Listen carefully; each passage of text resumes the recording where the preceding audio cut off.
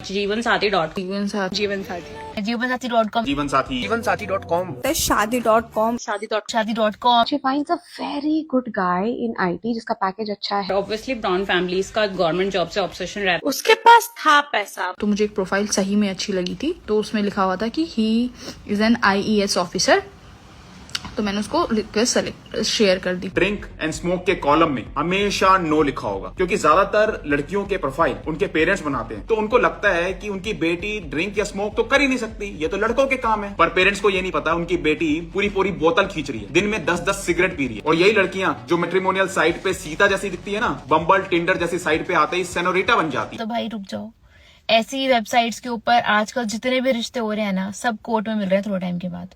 मैं खुद पर्सनली ऐसे बहुत सारी केसेस हैंडल कर रही हूँ जहाँ पे हस्बैंड और वाइफ ऐसी मैट्रिमोनियल वेबसाइट से मिले होते हैं। 3 साल हो गए, आज तक मैं अपनी बात कोर्ट पे नहीं रख पाया हूँ। मेरे साथ जो हुआ, आज तक मेरी बात नहीं सुनी गई है गाइज।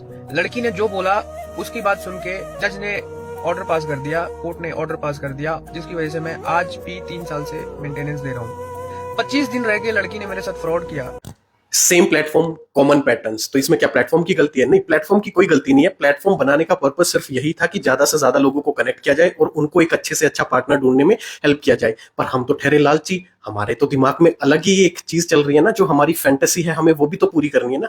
तो हम उसी फैंटेसी के साथ, उसी लालच के साथ हम जाते हैं इन एप्स पे, और अपना दायरा बढ़ाने के चक्कर में हम क्या करते हैं, हम अलग अलग लोगों से कनेक्ट करना शुरू करते हैं। जहां पे लड़की एक्सपेक्टेशन लेके जाती है, उसको IAS चाहिए, IPS चाहिए, गवर्नमेंट ऑफिसर चाहिए, या फिर IT में प्रोजेक्ट मैनेजर चाहिए जिसका पैकेज अच्छा हो, या बाप दादा के पास अच्छी खासी जमीन हो, कोई बड़ा बिजनेस हो। ऐसा तो लड़कियों को लड़का चाहिए। फिर लड़कों की एक्सपेक्टेशंस आती है कि लड़की की हाइट अच्छी होनी चाहिए, लड़की सुंदर होनी चाहिए, लड़की जॉब भी करती हो, लड़की ने पढ़ाई भी अच्छी करी हो, लड़की छोटे कपड़े भी ना पहने, लड़की दारू भी ना पिए, लड़की घर का काम भी करे। ये लड़कों की एक्सपेक्टेशंस होती है। जब तुम इतने डिल्यूजन के साथ जाओगे तो तुम्हारे साथ स्कैम ही होगा। स्कैम तुम्हारे साथ नहीं होगा तो मेरे साथ होगा स्कैम।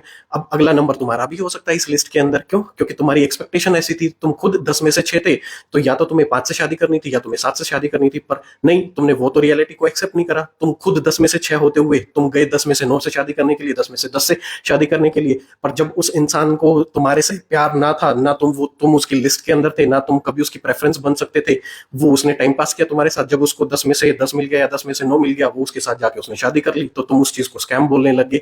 ये स्कैम नहीं था, ये सिर्फ डिल्यूजन था। कोई एक ठगा गया उसमें से, या तो लड़का ठगा जाता है या लड़की ठगा जाता है जब आपकी एक्सपेक्टेशंस क्लियर नहीं होती। आपको चाहिए क्या?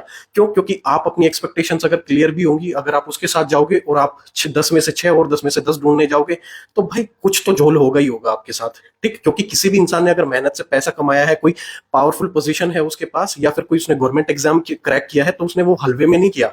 ठीक है? वो उस चीज को हल्के में मत लो। वो इंसान कुछ ना कुछ डिजर्व करता है लाइफ में। उसने इतनी मेहनत करी है, तो वो फ्री में तुम्हें कैसे मिल जाएगी जस्ट कि उस इंसान से शादी करके? तो इस चीज को समझो, ये एक पैटर्न है। आप अपने जाल में खुद ही ना फंसो। ठीक है? रियलिटी को एक्सेप्ट करो और अपने लिए एक अच्छा पार्टनर फाइंड आउट करो। बाकी तुम्हारा क्या ओपिनियन है, कमेंट बॉक्स में बता देना, और अपने भाई को फॉलो कर लेना।